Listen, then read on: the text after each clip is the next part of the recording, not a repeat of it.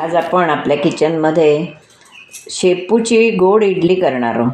तर त्याच्यासाठी हे मी 8 तास तांदूळ भिजत घालून ठेवले. ते बघा छान एकदम मऊ झाले आहेत. आता यातलं पाणी काढून मी हे तांदूळ वाटणार आहे आणि या तांदूळातच आपण अर्धी वाटी मी ओलं खोबरं घेतलं आहे, अर्धी वाटी गूळ घेतला आहे आणि ही अर्धी शेपूची जोडी घेतली कारण इडल्या आपल्या थोड्या आहेत त्याच्यामुळे मी अर्धी शेपूची जोडी घेतली आहे आणि चिमूटभर मीठ घालणार आहे. आता मी प्रथम काय करणार आहे तर हे तांदळातलं पाणी काढून तांदूळ आणि हे सगळं असं वाटून घेणार आहे. तर हे तांदूळ मी मिक्सरमध्ये घालते.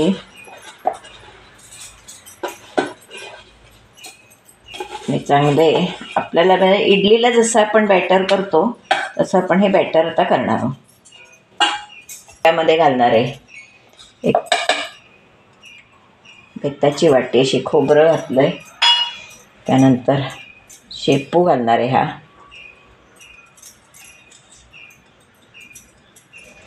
शेपू अत्यंत पौष्टिक आहे, त्याने हिमोग्लोबिन वाढतं, बाळंतणीसाठी वगैरे एकदम चांगला असतो शेपू.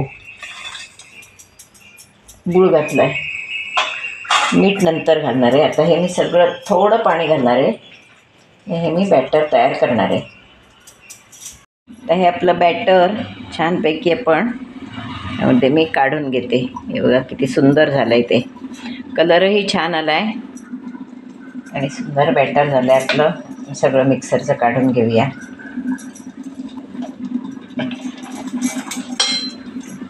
तर मी यामध्ये अगदी पाव चमचा गोड पदार्थ म्हटलं की त्याच्यात थोडं मीठ हवं, तर त्याला अधिक गोडवा येतो म्हणून हे मीठ घातलं आहे.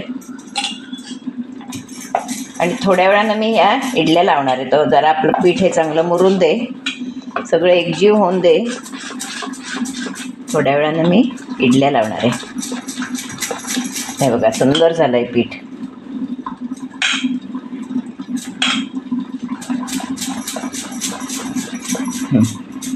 तर हे पीठ मी ठेवून देते झाकून. इडलीच्या साच्याला तूप लावून घेऊया.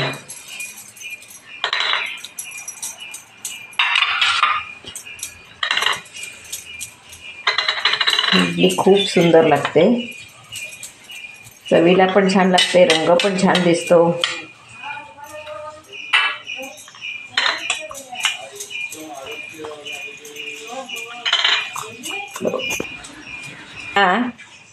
चिमूटभर सोडा या बॅटरमध्ये घालणार आहे, आपली इडली एकदम हलकी होण्यासाठी म्हणून. त्याच्यावर एक थेंबर पाणी घालणार आहे आणि हे आता चांगलं पीठ फेटून घेणार आहे.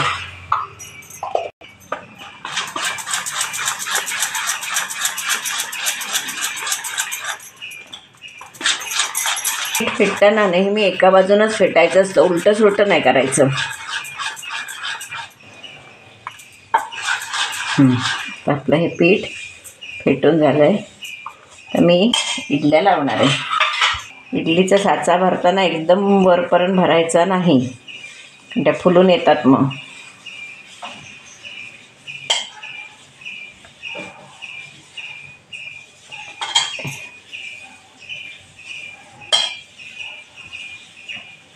याचे घावन पण छान होतात.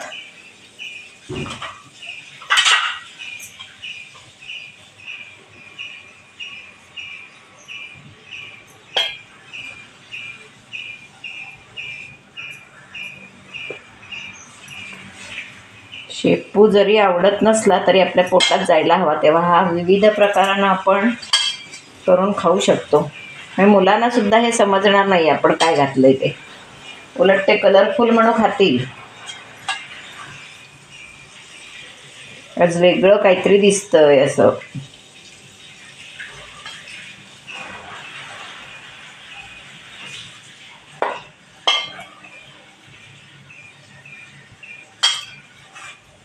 लावते एक एक.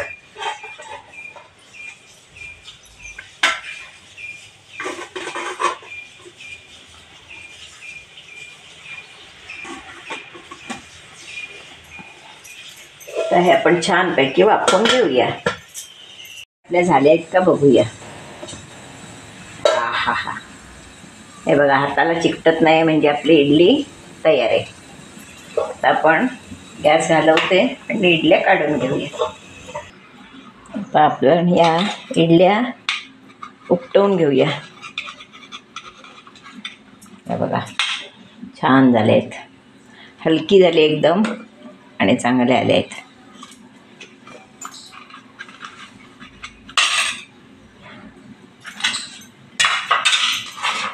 हे बघा, आपल्या अशाच येत आहेत, काही उपटवायला पण लागत नाही आहे. कलरही छान आला एकदम.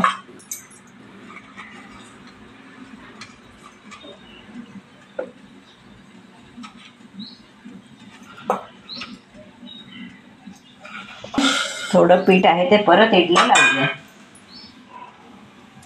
आपली आता शेपूची इडली किती छानपैकी तयार झाली. ही रंग पण छान आला आहे आणि पौष्टिक अशी ही इडली, हिमोग्लोबिन वाढवणारी, खास बाळंतिणींना सुद्धा ही इडली खायला घालतात, अशी ही इडली खाण्यासाठी तयार आहे. आता या इडलीचा व्हिडिओ मी कसा केला तो तुम्ही पूर्णपणे बघा. यापूर्वीसुद्धा मी व्हिडिओ इडलीचे दाखवलेले आहेत, तेही बघा. ही गोड इडली आहे, त्याच्यामुळे हा व्हिडिओ तुम्ही बघा आणि तुम्हीही करून बघा. आणि माझा व्हिडिओ जर तुम्हाला आवडला तर लाईक करा, शेअर करा, सबस्क्राईब करा, बेल आयकॉन बटन दाबायला विसरू नका. धन्यवाद.